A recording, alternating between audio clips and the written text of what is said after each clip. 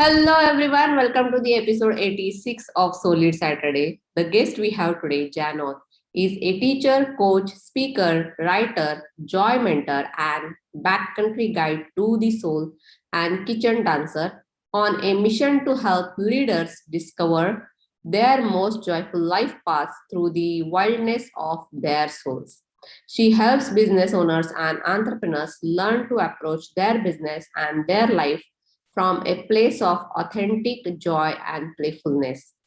As a leadership coach, mindfulness meditation teacher, former professional alpine ski instructor, and masterful student of life, Jan offers a unique blend and approach to her work, including her signature process of the Happiness Prism, through which she guides her clients to build a no regrets life. Jan can be found embodying her joy message, skiing and hiking the mountains of Jackson Hole, surfing the waves of Costa Rica, sailing the seas of Caribbean, meditating with moose, speaking at women's leadership summits, facilitating J.O.Y joy coaching programs and retreats, and at home in her log cabin in the woods with her beloved family of two kids, Australian husband, and Bernese Mountain dog. Wow, such an interesting profile. So I can't wait more to hear more from her. So let's just welcome her and hear more about her career journey. How did she find her area of interest and managing to lead that? Hey, hi Jan. Very happy to have you on the show and really appreciate all your time and consideration being on the show. Thank you so much. I'm so honored to be here. Yeah, pleasure is all mine. And to start with, we have our first section, which is more or like a passion or the interest. So, how did you find your interest in coaching or the mentoring, and what motivates you to be where you are today? Oh my goodness. Well, my passion for coaching actually started in the form of ski instruction. Mhm. And I had the pleasure and honor of falling in love with skiing I think I was 11 at the time. And I fell in love with the sport of skiing. And then over time, I realized from a friend, she said, I think you should teach skiing. And the Mhm. seed was planted. And so my coaching actually started with what I call passing the passion Uh-huh. of skiing on to others. Oh, And wow. when I realized that I loved skiing and I loved passing that passion. But then what was really interesting is as I did end up following that as a career, after college, I turned down a corporate job opportunity to go ski instruct. Uh-huh. That while I was out on the slopes of Aspen, Colorado, I enjoyed the stories of people on the chairlifts Uh-huh. in between. And then I didn't learn about the whole idea of coaching, business coaching, executive coaching, life coaching until my next career shift when I actually started. Um, I ended up going into real estate. Mhm. And inside of my real estate company, they had an executive coach that we got to meet up with, and he would have like quarterly seminars. And Mhm. I was so enthralled with what he was teaching and guiding us in. And then I remember vividly one day sitting there going, I don't want to do real estate. It's just like, the ski instructing, it's only a segment of what I um, get to experience, get to be a part of in people's lives. What he's doing is helping people with the whole of who they are. And that's when I was like, that's what I want to do. And I was just hot on the trail since that my passion turned into passing the passion of life on to people. Mhm. Yeah, that's great actually. And just to mention, actually, I'm a terrible skier, so I think I need to take some coaching from you. Uh, Ah, yeah, so I tried it and I failed like terribly. Like, I just enjoyed failing down rather than, actually doing the skiing because it was my first time and it was like, they did not give me the sticks. So it was kind of a terrible experience for me to be a beginner and, doing it without having those kind of sticks which can support you. Yeah. But it was fun. And I'll It is. try it again. Yeah, it is a challenging sport. I mean, there's a reason, and same with life. There's a reason that coaching is there. There's Uh-huh. a reason we, hire support, receive mentorship to Mm-hmm. move through these things. Because Mm-hmm. it's a heck of a lot more fun to ski and to experience life and business when we actually receive support. Yeah, that's true. So thank you so much for sharing. And it is definitely a very interesting career journey and switching in between the fields as well and finding out, what you really like. That is something always comes up with the passion. So thank you so much. Moving towards our next segment is more or about like questions from the audience. So we Mhm. have two questions under this segment. First is, why do you think people have regrets in their life? And what is your effective strategy to live life with no regrets?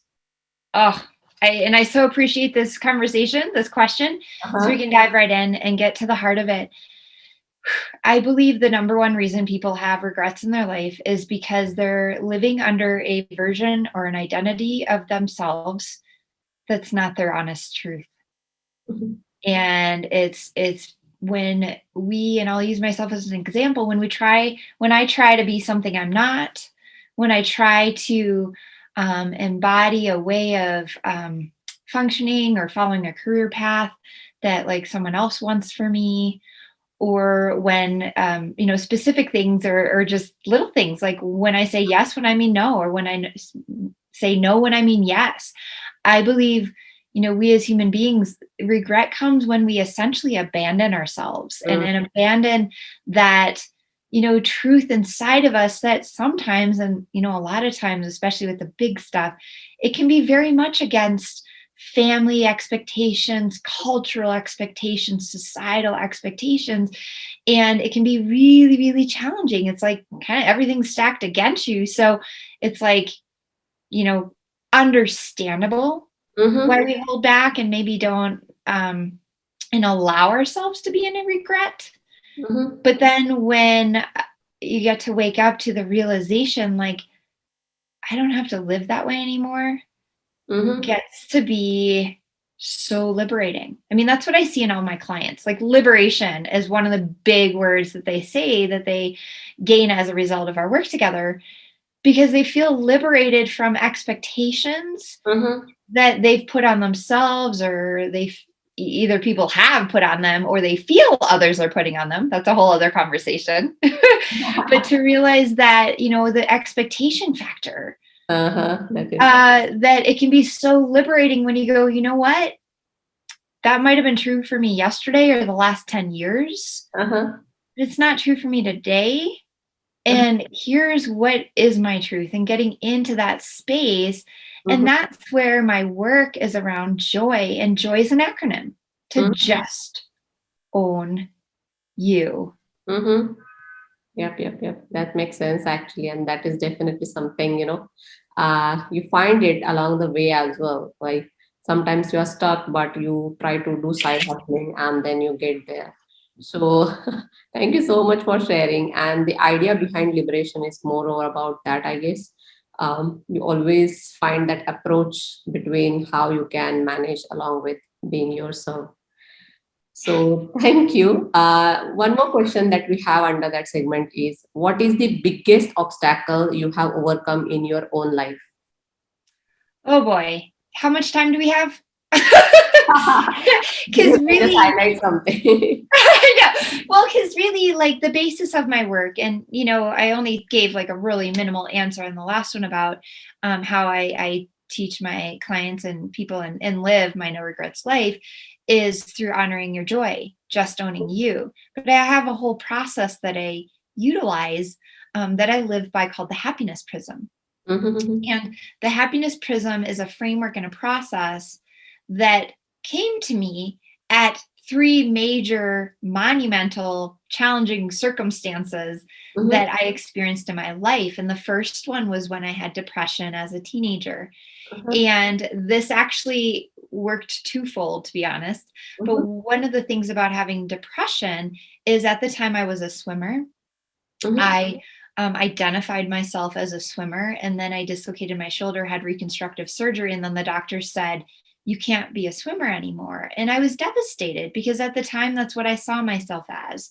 So I lost my identity until in the darkness of my depression, I had an angel come to me in the form of a substitute German teacher. It wasn't even the regular teacher, but one day she said, hey, Jan, what about becoming an exchange student in Germany? And just everything inside of me lit up to the point of just excitement. And that's when I realized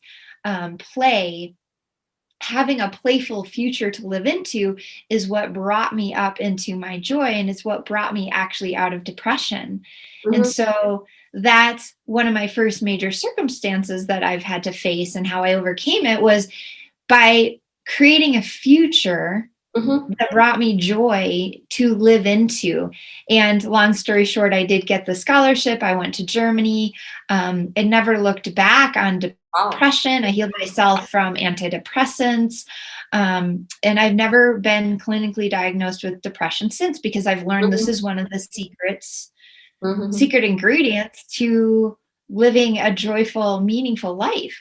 Well, one of the next experiences that I had was and where I said that depression experience actually worked twofold, because that's when the doctor also said leg sports.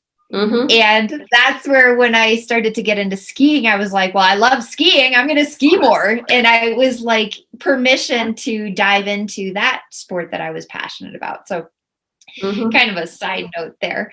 But then another challenging circumstance that I had to overcome was I ended up actually following skiing and went and met an amazing man in Australia and got married. And his parents were were in Australia, but we were living in the United States, and they had come over to visit us. And it was a glorious family catch up. And then we sent my in-laws out on a bike ride. And at the time, I just remember feeling a heaviness inside. I really want to go on that bike ride with them. And then about an hour later, we got the dreaded phone call that my mother-in-law had looked the wrong way, and she was struck and killed by a car. And that was when I woke up to the aspect of the happiness prism of progress, which I define as purpose in motion. But it was such a devastating experience. And that's when I really identified with this idea of a no regrets life, because there was so much she still didn't get to live. She had only just recently retired. And we had all these plans, and they didn't get to happen. And it was actually that event that was the catalyst to me starting my business, because at that point I was still working at the real estate company. I knew I wanted to become a coach. And I was like, well, life's too short. I got to get on with this. I got to get out there to share with people. Obviously, I'm passionate about people. I'm passionate about people having great lives, and realizing that, no one has to live in regret. No one has to suffer any longer than necessary. I mean, we're all here and meant to learn through the struggles. And yet not everybody knows how to do that. And not everybody realizes it's part of the process, but you actually do. And I truly believe we each have visions and desires in our hearts that are meant to be fulfilled professionally and personally. So that was one of my other major experiences and circumstances that I've overcome. And then the third one, which is the third side of the prism, happened when my son was 6 weeks old then. By the way, he's downstairs. He's a thriving 9-year-old now. So we know the story has a happy ending. And yet we had a cancer scare. He was 6 weeks old. My daughter was 2 at the time. And we're sitting in the hospital. Like, I was all alone at that point because I'm a breastfeeding mom, and our house is 2 hours away. And so my husband's home with my daughter. And it was in that space that up until then, I was coaching. I was a life coach.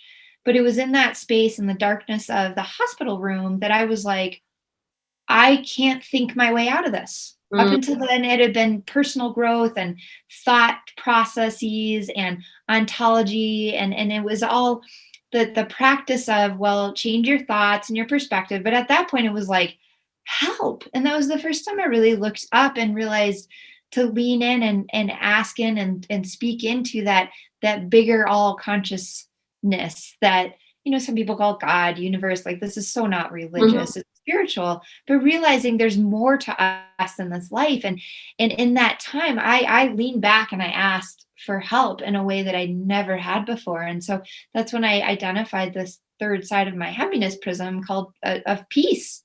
And Wow. so it was through all these challenging circumstances that I identified what I now call the happiness prism. And it Mhm. was actually the happiness prism that I honored. I played, and I know this sounds crazy, but I was in the hospital room. Actually, the next morning, as a breastfeeding mom, I could order off the menu. Uh-huh. And I saw that I could order Fruit Loops Uh-huh. and that sugary American breakfast cereal that's just so, it's so crazy, but it's so colorful. And I remember through my tears, I was like, I can't order that. That's not nutritional for me. But then a larger part of me came through and said, you are going to order the Fruit Loops and enjoy it. And guess what? I ordered the Fruit Loops. I ate the Fruit Loops and I never looked back on that experience. Now, look, I don't order Fruit Loops. I don't think I've had them since. And yet that experience brought me so much joy, even in the challenging, devastating moment of Mhm. being in the hospital, uncertain conditions of my son. But I Mhm. also remember holding true that this isn't how his story ends. This isn't how my story ends as his mother. Mhm. And then I continued to move my way around the happiness prism, in which I took quiet time to pray, to meditate, to connect with something more. Mhm. And then I progressed by taking the actions I needed to take, like making the tough decisions with the doctors, what tests to make, what things to happen with my son. And then we actually ultimately got out of there after 12 excruciating days of uncertainty with a medical mystery diagnosis. And Mhm. even the doctors were saying, we believe he's a medical miracle. We don't know, but we know he's going to be fine. And Mhm. so those are a whole slew of challenging circumstances, and ultimately how I've found my way through and forward through them, and ultimately the basis of like what I'm up to in this world now is sharing the power of the happiness prism, because it's impacting lives everywhere now as people realize like this is a beautiful world. We do get to have a joyful life. And the way I And stood, yeah. yeah, and Yeah. no matter how crummy things get, like there's always a Fruit Loop moment to be had. Yeah. And there is a way through. There is a way through. Mm-hmm. Yep, yep. So it is more or like the way I would like to take it is that you are always not fearless actually, but you always show. It is important to show that courage to face the challenges that life, gives you along the journey of life, and just accepting and moving ahead. I guess that is the important aspect of it as well. So thank you so much for sharing. It was quite interesting to learn more about your personal side as well. So thank you. And next segment that we have is moreover like relaxation segment or the fun segment. So here what I'm going to do is I'm going to give you three words which are moreover associated with your profile or the career, and you have to just tell me whatever comes to your mind. It can be like a abstract definition, or it can be a replacement keyword, or you can be creative, after listening all those three words, if you want to summarize something out of those, you can do that as well. So Okay. you ready? Woo, I'm nervous, but yeah, bring it on. No, it is not like very far from your profile, so you should be fine. So first keyword that we have is writing. Writing. Mm-hmm. Uh-huh. Oh, well, what comes to mind actually is poetry. Uh, Um, I journaling is a huge part of what I do, is of what I've teach, but ultimately I have many books inside of me that will be published in one way or another at some point. But there's also an aspect of me of expression of poetry, mm-hmm. and a lot of times I find my own inner guidance comes through in poetry, Mm-hmm. and so. That's what came to mind when you said writing. And even just this morning, I wrote another poem. Like it's just Wow, what that's comes to great. me Mhm. as a beautiful download in the morning. But that's what came to me. Yeah, that's great. And the second word that we have is joy. We're Oh my talking God. a lot more about it. Yeah. Oh, again, how much time do we have, Leisha? Okay. We can talk. So I know. So joy for me, honestly, is the basis of everything. It Mm-hmm. is the basis of everything. I believe it's a divine gift, one of three. The first divine gift is the gift of life. Mm-hmm. The second divine gift is the gift of joy and happiness, and the third divine gift is the gift of self-expression. And I believe all of these are divine gifts, and yet they're ours to receive. And when we let ourselves be in joy, because I believe at the core of all of us, we Mm-hmm. are beautiful souls that have joy within us. And even if we've been born into really challenging times or find ourselves in dark places, Mm-hmm. I still believe it's at the core of all of who we are. And joy is the level of consciousness. It's two below enlightenment. It goes enlightenment, peace, then joy, but joy is actually above love. Yeah, yeah. And when we are in joy, we are Mm-hmm. more connected. We're more attractive to people and opportunities that are serving that we desire and require. We are Mm-hmm. more imaginative and creative. We're more fun to be around. But we're also, the cool thing about joy is we're actually less available to the things that we don't want in our lives Mm-hmm. or Yeah. need in our lives. So to me, joy is really the basis of everything, of having a meaningful life, having meaningful relationships, having an impactful business, career expression, and being a powerful leader. Yep, I yep. believe that joyful leaders are way more impactful sustainably Yes. We are than, going to talk about it actually, about the leadership in our last segment. So I will keep it for that. The third keyword that we have is life. You mentioned already, actually, a lot more. life. Mm-hmm. Uh, I believe it's a gift to be received. And I believe each one of us gets to receive that gift, in our own way. And it's a personal experience and a journey that we get to have of Mm-hmm. what does it mean? What do we want it to mean? And then ultimately, what do we want it to look like when we are at that end of the line, whatever that is? Yep, yep, And yep. so, yeah, to me, that's what came up first was life is a gift Mhm. and to receive it as best as we can. Thank you so much for sharing it. And our next segment is about more or exploring little more about your career work or volunteering. And we have one question under that segment just because of the time limit. So you already spoke a lot about the happiness prism actually. So what happiness means to you, and would you like to share more about happiness prism? Yeah. Well, I did get to share a lot about the happiness prism, but ultimately for me, happiness is synonymous with joy. I know not everybody has that relationship with the words. However, for me, whether you say happiness, whether you say joy, it's all a signpost to something more, as Eckhart Tolle, author speaker, would say, that it's an experience and it's one for us to discover. And so I really believe that what makes me happy and what makes you happy today Mm-hmm. won't necessarily be what has you be in your happiness or joy tomorrow. But for me, happiness and joy are fairly synonymous. But my invitation is always for people to feel into what that means to them.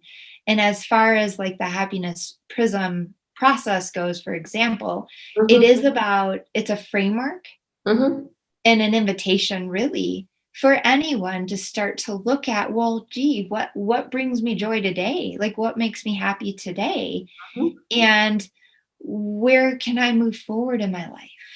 Mm-hmm. So, as I teach the happiness prism, it is about tapping into that energy of play first, because I don't know if you meditate or where you're at with your relationship with that, but I knew for a long time I wanted to meditate and knew it would be good for me, but I'm a big energy being. And to get me to sit down and relax and tune into meditation was like not going to happen. So, play is the process of allowing to move through that big energy And sometimes that big energy can be a challenging time or heaviness or having emotion, but Mhm. sometimes it can just be a large amount of excitement that needs to be moved through. And then moving into peace can be quiet prayer, it can be meditation, it can be something just quiet and tuning into that bigger energy. And then progress is about taking that next step. Like, what is that? And sometimes it's a business thing. Sometimes it's making a phone call to your mom because you haven't caught up with her in a while. Mhm. But what I found, for me to be fully in my happiness, for me to fully just own me in my joy, when I honor play, peace, and progress on a day-to-day basis, it not only creates miracles like with my son, but it keeps me in really a better version of myself every single day. Yep. And that's why I'm such a big, advocate for this work that I've been blessed to download, because I know this was beyond me that it came to me. But Mhm. the idea of it as being a prism is the fact that, like, we are beings of light, and Mhm. it's like the light of ourselves gets to shine through the prism, and then we're optimized to radiate out as our better version selves and radiate out rainbows into the world, creating the ripple effects. Yep. Yep. Because Yep. again, whatever form of leadership we take on, I believe we're all leaders. Yep. Yep. Yep. That's And when we claim our own leadership, like, I get to lead my family from a better space. I have impact on them in a positive way. Mhm. When I'm unconscious, I have impact on them in a negative way. So I want to be conscious in my happiness and create a better world for all of us. Yes. Because it's personal, it's about us, but it's also about others. But then what's really cool is it gets to come back in a ripple effect. Because when I'm a better mom, for example, using that role model as leadership, Mhm. my kids are happier kids, and I get the benefit of that. Mhm. Yeah. So, kind of a long answer, but That's true. But thank you so much for sharing and being elaborative as well. We are moving towards the closure, and here I would just like to ask you to summarize any tips or advice to the students who are looking to build their career as a coach or a mentor and grow in that particular area, or considering that as their long term career option. Any quick tip or advice would you like to give to them?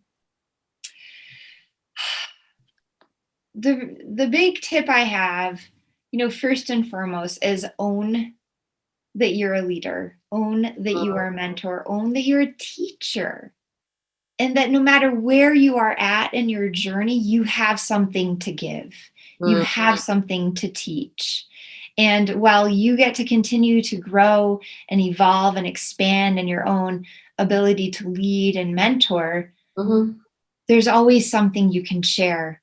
So to remember your passion for gifting that gift of whatever it is, whether it's the passing the passion of life, passing the passion of business, passing the passion, but to remember that that role as a leader, as a coach, as a mentor is, you're really passing a passion on, and really gifting others the encouragement, the insight, the wisdom that they require to go out and be their best versions of themselves. mhm. So Yeah, yeah, yeah.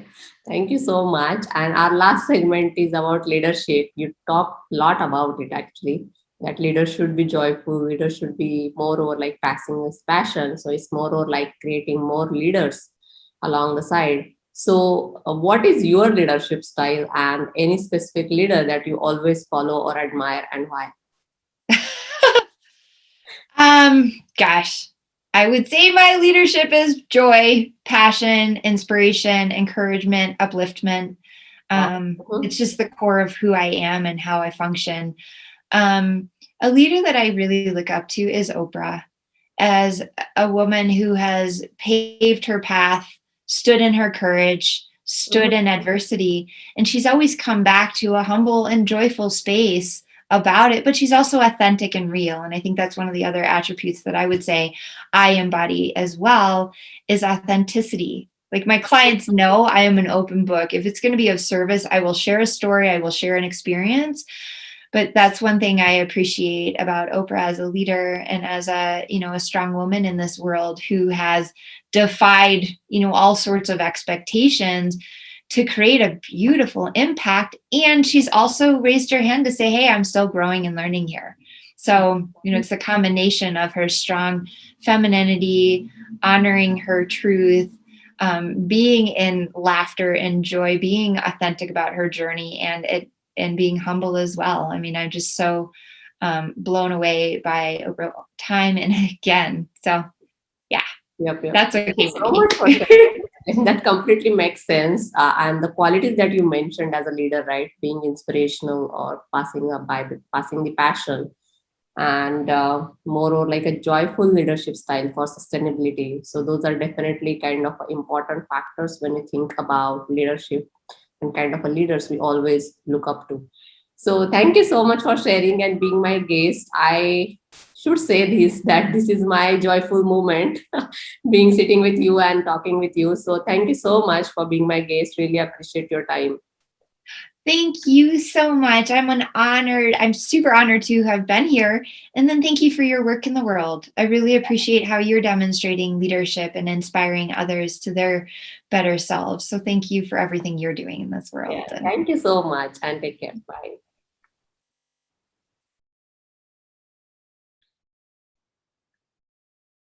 All right. So this is all about Jane and the way she's managing to lead her area of expertise. As we're talking a lot about the joy, happiness, life, and everything, we are going to close today's episode with a quote from Abraham Lincoln. And the quote says, most folks are as happy as they make up their minds to be. So, on that quote, we are closing today's episode. See you guys in the next episode. Until we meet, happy leading. Let's lead together. Stay safe. Bye for now.